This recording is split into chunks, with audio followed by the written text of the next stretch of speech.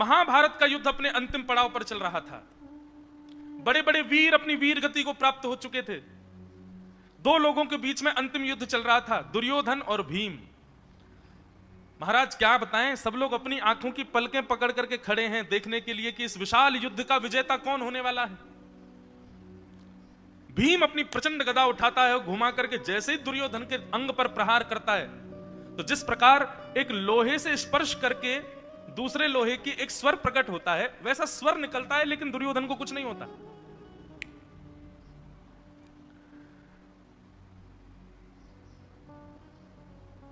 भीम अचंभित है कि मैं अपनी गदा का प्रहार करता हूं, दुर्योधन को कुछ होता क्यों नहीं है? क्योंकि एक प्रसिद्ध कथा है कि दुर्योधन का सर्वांगीण अंग लोहे का है, केवल उसका कटी भाग छोड़ करके।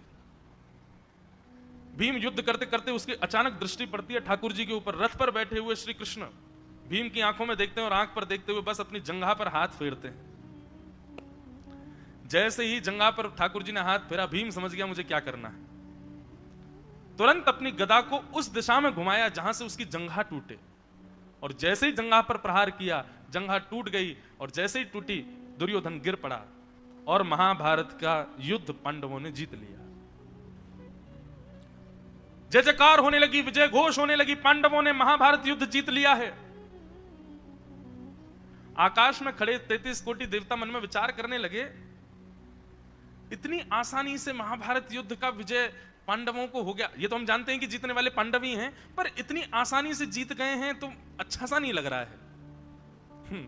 मतलब देवता कह रहे हैं, बोले भाई महाभारत का युद्ध विजय हो, महाभारत का युद्ध जीता जाए और श्री कृष्ण रणभूमि में ना हो तो आनंद कैसे आएगा?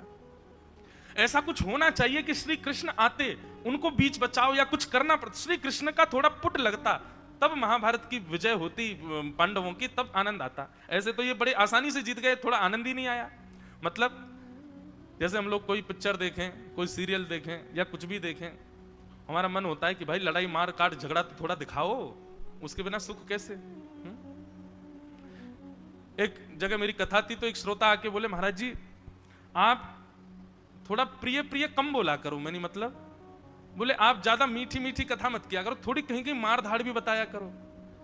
भीम के साथ कैसे युद्ध कर रहे हैं दुर्योधन, थोड़ा उसका तलवार कैसी थी, गदा कैसी थी, उसका रथ कैसा था, वो चीख कैसे रहा था, धाड़ कैसे रहा था, नृसिंह भगवान ने कैसे फाड़ा हिरण्यकश्यप को।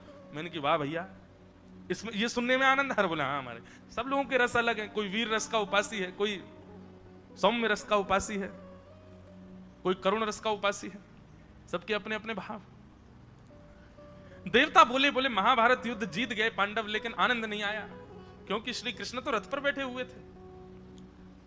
महाभारत में थोड़ा सा आनंद आया था जब पितामह भीष्म ने बाण चढ़ाया था, तब भगवान रथ लेकर के, रथ के चक्के को लेकर, तब बड़ा आनंद आया था। उसके बाद से अभी तक तो कोरा कोरा लग रहा है, कुछ किया ही नहीं ठाकुर जी ने। देवताओं ने नारद जी को बुलाया, नारद जी को बुला करके कहा, बोले नारद जी कुछ करो। नारद जी बोले रुको अभी करते हैं। पूरे महाभारत युद्ध में सब थे, लेकिन भगवान श्री कृष्ण के बड़े भैया नहीं थे, बलराम जी। नारद जी गए बलराम जी के पास और बलराम जी से जाकर के बोले आप तो तीर्थ यात्रा कर रहे हैं। बलराम जी क्यों नहीं थे महाभारत युद्ध में? दो कारण। पहला कारण, पांडवों के पक्ष में कृष्ण है, वो मेरा छोटा भाई है, और कौरवों के पक्ष का मुखिया दुर्योधन, ये मेरा शिष्य है। दुर्योधन को गदा चलाना बलराम जी ने सिखाया था। है तो ये परिवार एक ही ना, वो तो बाद में उनके बीच में मतभेद आदि हो गए, हैं तो साथ में बचपन में खूब एक संग खेले कौरव पांडव सब लोग, और भगवान के भी रिश्तेदार ही हैं। तो बलराम जी ने गदा चलाना सिखाया दुर्योधन को। एक तरफ शिष्य है, एक तरफ छोटा भाई है, मैं किस पक्ष में जाऊं? शिष्य के पक्ष में जाऊंगा तो भाई से लड़ना पड़ेगा, भाई के पक्ष में जाऊंगा तो शिष्य से लड़ना पड़ेगा। बलराम जी ने अपनी माला झोली उठाई और बोले हम रहेंगे ही नहीं, हम जा रहे हैं तीर्थ यात्रा पर। तीर्थ यात्रा पर बलराम जी थे और हिमालय की यात्रा कर रहे थे, तभी नारद जी महाराज आ गए। और नारद जी महाराज ने आकर के कहा, हे दाऊ दादा, आप यहां बैठ करके भजन कर रहे हो, और पता है आपको महाभारत युद्ध में क्या हुआ? जैसे ही महाभारत युद्ध का नाम सुना, बलराम जी बोले कृष्ण ठीक है, मेरो लाला ठीक है? बोले वो तो ठीक है, लेकिन एक बहुत बड़ा अधर्म हो गया है। बलराम जी ने अपनी माला झोली वगैरह सब किनारे रख दी, बोले सही बताओ क्या हुआ, महाभारत युद्ध में क्या चल रहा है मुझे बताओ। बोले भगवान, नाभि से नीचे प्रहार करना धर्म युद्ध में मना है ना। बोले हाँ। बोले भीम ने दुर्योधन की जंघा पर प्रहार करके उसकी जंघा की हड्डी तोड़ दी, दुर्योधन को निर्बल कर दिया और महाभारत का युद्ध पांडव जीत गए। लेकिन सबसे बड़े दुख की बात यह है कि भीम ने यह सारी क्रिया आपके छोटे भैया के कहने पर की। बलराम जी की आंखें लाल पड़ गईं। अधर्म की बात सुनकर के बलराम जी रोक नहीं पाए, स्वयं को तुरंत नेत्र बंद करके अभिमंत्रित अपने हल मुशल दोनों को प्रकट कर लिया हाथ में। बोले नारद जी, मैं बताता हूं इन पांडवों को तो है, ये मेरो लाला मेरो भैया कन्हैया तो ये पक्षधर है, ये तो एक पक्ष में चलो जाए, अपने भक्तन को पक्ष ज्यादा ले, लेकिन मेरे रहते हुए कोई अधर्म करे, चाहे वो पांडव ही क्यों ना हो, मैं उनको छोड़ूंगा नहीं। बलराम जी क्रोध में भर करके दौड़े कुरुक्षेत्र के मैदान की ओर। शरीर पृथ्वी का रोम रोम कंपायमान होने लगा। आकाश में सूर्य चंद्र दोनों घबराने लगे। क्यों? साक्षात शेषावतार बलराम जी को क्रोध आ रहा है। बलराम जी महाराज दौड़ रहे थे, यहां पर पांडवों की स्थिति की भूकंप जैसी स्थिति हो गई। पांडव सब श्री कृष्ण के चरण पकड़ के बैठे, बोले भगवान क्या हो रहा है? ठाकुर जी बोले भूकंप तो तभी आता है जब शेष नाराज हो। शेष नाराज मतलब शेष कौन है? बलराम। भगवान कृष्ण बोले निश्चित ही दाऊ दादा नाराज हो रहे हैं, तभी भूकंप आ रहा है। और तभी देखते हैं प्रचंड ओज प्रचंड स्वरूप श्री बलराम जी महाराज का प्रकट हो गए कुरुक्षेत्र के मैदान में और अपने हलमुशल लेकर के भागे भीम की ओर। नहीं छोड़ूंगा इसको, अधर्म किया इसने। जैसे ही भीम को मारने के लिए आए, भीम ने जाकर के भगवान के चरण पकड़ दिए, बोले प्रभु मेरी रक्षा करो, ये मुझे मार देंगे आज। सामने से बलराम जी आ रहे हैं और यहां से श्री कृष्ण ने दौड़ लगाई। आकाश में देवता बोले अब आ रहा है आनंद, अब कुछ नमक मिर्च डला ना, अब स्वाद आएगा। अब श्री कृष्ण दौड़ रहे हैं रणभूमि पर, अब कुछ होगा। सामने से बलराम जी, यहां से श्री कृष्ण, दोनों दौड़ रहे हैं। पृथ्वी कंपित हो रही है कि अब प्रलय आएगा, क्योंकि शेष और नारायण दोनों के बीच युद्ध होने वाला है। परंतु जैसे ही श्री बलराम जी के थोड़े समीप पहुंचे भगवान, दौड़ रहे हैं दोनों, जैसे ही बलराम जी से बस स्पर्श होने ही वाला था श्री कृष्ण का, इतने में ही ठाकुर जी भूमि पर ही दंडवत लेट गए और बलराम जी को दंडवत प्रणाम करने लगे। जैसे ही श्री कृष्ण को दंडवत स्वरूप में देखा, श्री बलराम जी महाराज का तो सारा गुस्सा मुस्सा सब निकल गया, हल मुशल दूर फेंक दिए, दौड़ करके श्री कृष्ण को उठा करके अपने हृदय से लगा लिया। बंधुओं, बड़े लोगों के सबसे कोमल अंग होता है उनके चरण। माता पिता गुरुजन या परिवार के जो भी श्रेष्ठ जन हैं, इनके सबसे कोमल अंग होते हैं उनके श्री चरण। वे कितने भी कोपित हो रहे हो, कितने भी क्रोधित हो रहे हो, तुम्हारी गलती नहीं है तब भी क्रोधित हो रहे हो, तो भी प्रयास करो उनके चरण पकड़ लो। आपने चरण स्पर्श किया नहीं कि उनका क्रोध अपने आप शांत होगा। सबसे कोमल अंग होता है बड़े लोगों का। भगवान श्री कृष्ण ने कहा कि यदि मैं बलराम जी से वाद करूंगा तो विवाद होगा, इसलिए वाणी से कुछ नहीं कहा। आते हुए बलराम जी को देख दंडवत भूमिगत हो गए। बोले पहले दंडवत कर लो, बाकी बात पहले क्रोध तो कम किया जाए। बंधुओं, सदैव प्रयास करो, चाहे पति पत्नी हो, चाहे भाई बहन हो, चाहे परिवार के कोई भी संबंधी हो, जब सामने वाला किसी कारण से क्रुद्ध हुआ है, क्रोध में भरा है, तो आप जल के भांति बनो। आप उस समय प्रयास करो कि ठीक है अपनी बात बाद में रखेंगे, पहले ऐसा कुछ किया जाए जिससे इसका क्रोध शांत हो। ये एक सुधी व्यक्ति का लक्षण होता है। हम लोग क्या करते हैं, सामने वाला क्रोध में आया, अब उसकी बात पर आपके मन में भी बात आ रही है कि मुझे कहना है, और आप अपनी बात रख देते हो और वही फिर वाद विवाद बन जाता है। संवाद बनाओ उसको, और संवाद कब बनेगा? जब एक शांत होगा। वो एक शांत जब दूसरे को शांत करेगा तभी संवाद। कभी कलह में संवाद नहीं होता, संवाद सदैव शांत भाव में होता है। तो सदैव प्रयास करो, पति पत्नी हो, भाई बहन हो, गुरु शिष्य हो, जो भी संबंध हो, एक को क्रोध आए, दूसरे को चाहिए वो शांत हो। वो बोल ले, चिल्ला ले, बरस ले, जितना कुछ करना कर ले, जब सब करके थक जाए तब अपनी बात कहो। क्योंकि वो क्रोध में है और तुम अपनी बात कहोगे तो वो फिर मिट्टी के तेल, केरोसिन ऑयल का काम करेगी, वो फिर और अग्नि प्रज्वलित होगी, शांत नहीं होगी। जल बनो। जल का स्वभाव अभी हमने क्या सीखा? शीतल, शांत। एक को क्रोध आए तो तुम शांत हो जाओ। और उसको जैसे प्रिय लगे, वो जैसे ठीक हो सके उसको ठीक करने का पहले प्रयास करो। वो ठीक हो जाए, शांत हो जाए, सम हो जाए, तब अपनी बात रखो। ये भगवान कृष्ण से हमने सीखा। बलराम जी भीम को मारने जा रहे हैं, लेकिन भगवान कृष्ण ने वाद नहीं किया, बीच में जाते दंडवत हो गए पहले प्रणाम। और जैसे ही प्रणाम करते हुए श्री कृष्ण को देखा, बलराम जी का सारा गुस्सा ठंडा हो गया, हल मुछल दूर फेंक दिए, दौड़ करके कन्हैया को हृदय से लगा लिया। अरे मेरो लाला, इतने दिन है गए मैं मिलो ही ना, अरे तू पूरे महाभारत युद्ध में हो लाला, कहीं तो कुछ चोट तो नहीं आ गई। ठाकुर जी बोले ना है भैया, मैं तो ठीक हूं। जब क्रोध शांत हो गया बलराम जी का, बलराम जी बोले लाला तो बाद में मिलूंगा, पहले ये भीम कहां है, इसी को तो मारने आया था मैं, इसने धर्म विरुद्ध कार्य किया कैसे। अब भगवान ने हाथ पकड़ा, बोले क्यों मारने आया आप भीम को। बोले क्योंकि लाला या भीम ने धर्म विरुद्ध कार्य किया है। नाभि से नीचे प्रहार करना यह धर्म के विपरीत बात है, और मेरे रहते हुए कोई धर्म। देख लाला, तू तो पक्षधर है, तू तो कृपालु है, तू तो दयालु है, तू तो इन सबन पे बड़ी दया करे, लेकिन कोई तो धर्म को रक्षक होना चाहिए ना। या हमारे मैं तो नहीं देख सकूं कि मेरे सामने कोई धर्म विरुद्ध कार्य करे। भगवान बोले अच्छा, तो जब भी धर्म विरुद्ध कार्य होता है तो आप उठ के आते हैं। बोले जी, द्रौपदी का चीरहरण वो धर्म विरुद्ध नहीं था भैया, मुझे तो आप पूरी सभा में दिखाई नहीं दिए तब।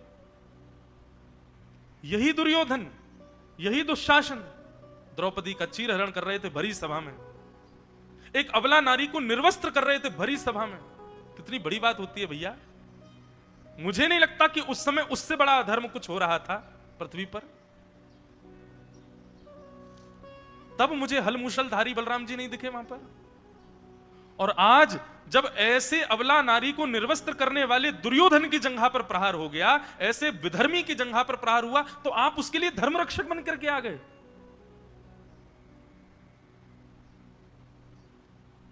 हां, मैंने आज्ञा दी थी भीम को, मारो इसकी जंघा पर, नाभि से नीचे प्रहार करना मना है, लेकिन भैया यदि धर्म विरोधी को नष्ट करने के लिए धर्म विरुद्ध जाना पड़े तो वह भी धर्म है, वह भी धर्म है। हम धर्म विरोधी को नष्ट नहीं करें, उस समय यह विचार करें। ठाकुर जी अभी इसी विषय में आगे कहेंगे, ब्रह्म बंधुर्ना हंतव्य आतताई वधारणा। एक बालक ने मुझसे कथा में पूछा, भगवान कहते हैं ब्राह्मण कैसा भी क्यों ना हो उसको मारना नहीं चाहिए, और स्वयं ने रावण को मार दिया, क्यों।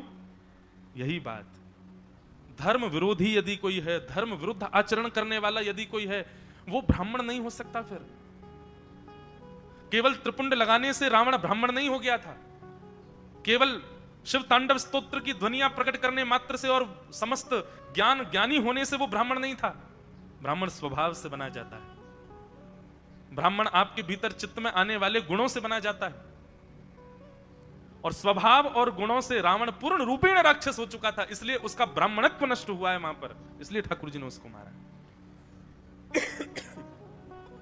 बहुत सावधानी से सुनिएगा भैया, धर्म विरोधियों को नष्ट करने के लिए एक कन्या के सुंदर घर में विवाह होने के लिए ऐसे कुछ 5 कर्म बताए। इन कर्मों में यदि असत्य बोल दिया जाए, गौ हत्या बचाने के लिए थोड़ा धर्म से विलग जाकर के कुछ करना पड़े, धर्म से विलग जाने पर यदि गौ हत्या बच रही है, ब्राह्मण का अपमान बच रहा है, एक अबला नारी की इज्जत बच रही है, तो ऐसे स्थानों पर यदि धर्म से थोड़ा विलग जाके कुछ किया जाए तो वह भी धर्म है, उसमें कोई दिक्कत नहीं। और रही बात कि आप कहेंगे कि मैंने जंघा पर प्रहार करने की आज्ञा क्यों दी थी, इसलिए दी थी कि जब द्रौपदी का चीरहरण हो रहा था तब ये दुर्योधन सभा में चिल्ला करके बोल रहा था, दुशासन जल्दी से इसको निर्वस्त्र करो और निर्वस्त्र करके इसको मेरी जंघा पर बैठाओ।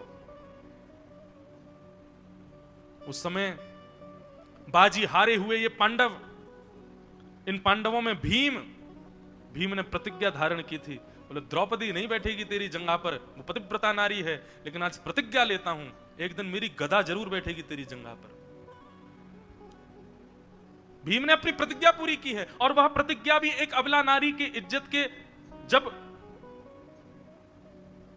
स्वरूप को बिगाड़ा जा रहा था उस समय ली गई थी, इसलिए उसको पूर्ण करवाने के लिए उसकी जंघा पर गदा का प्रहार करवाया।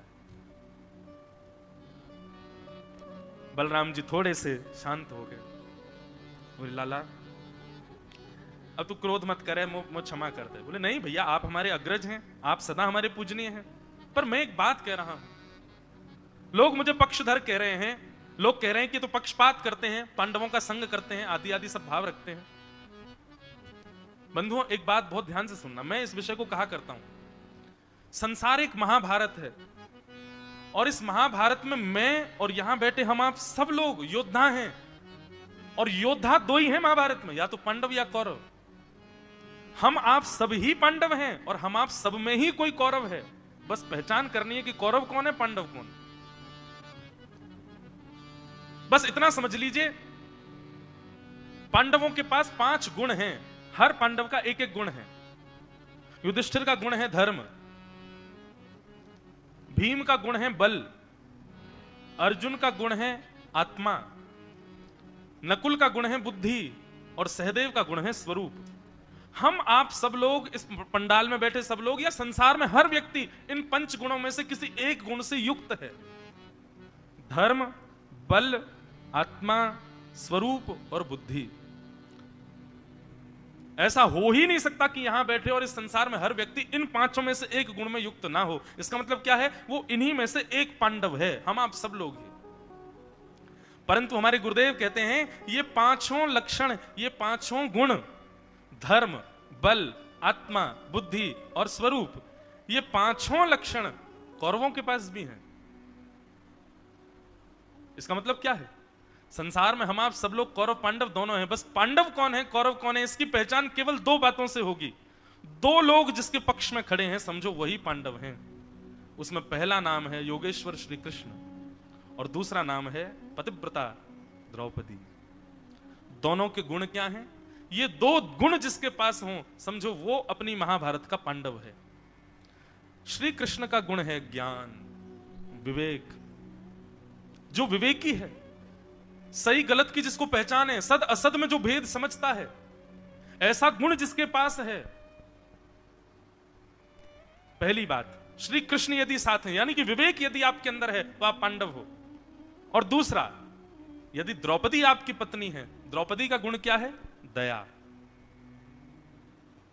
क्यों है द्रौपदी का गुण दया? अब कथा आती है आगे, लेकिन सुन लो पहले ही, हम पांडव कब माने जाएंगे? जब हमारे पास 2 गुण हों, पहला विवेक और दूसरा दया। विवेक, व्यक्ति आजकल इसके लिए प्रयत्न कम कर रहा है कि वस्तु मुझे मिले, व्यक्ति इसके लिए प्रयत्न ज्यादा कर रहा है कि मुझे तो मिली नहीं, उसको भी ना मिले। ये मात्सर्य दोष है, बहुत राक्षस प्रवृत्ति वालों का ये स्वभाव होता है। अगर ये स्वभाव किसी में हो तो उसको समझना चाहिए। दुर्योधन ने कहा, अगर हम हस्तिनापुर की गद्दी पर नहीं बैठे, इंद्रप्रस्थ का राज्य हमारा नहीं हुआ, तो इनका भी नहीं होना चाहिए। अरे बहुत देख लिया, धर्म से युद्ध, धर्म से युद्ध, अब हम भी अधर्म करेंगे, सोते हुए पांडवों को मार दो, जाओ। अश्वत्थामा सोते हुए पांडवों को मारने के लिए गया, लेकिन जिनके रक्षक स्वयं सुदर्शन चक्र धारण करके खड़े हों, उसको कोई कैसे मार सकता है? भगवान पांडवों के पास गए और उनको एक लोभ दिया कि राजा तब तक विजयी नहीं माना जाता जब तक हंस का दर्शन ना कर ले, चलो मेरे साथ जल्दी, तुमको हंस दिखा के लाना है। 5 पांडव भगवान कृष्ण के साथ चले गए अर्धरात्रि में, लेकिन द्रौपदी के 5 पुत्र सोते रह गए। अश्वत्थामा ने अंधेरे में आकर के देखा नहीं, उसको पहचान भी नहीं हुई, 5 बालकों का सर धड़ से अलग कर दिया।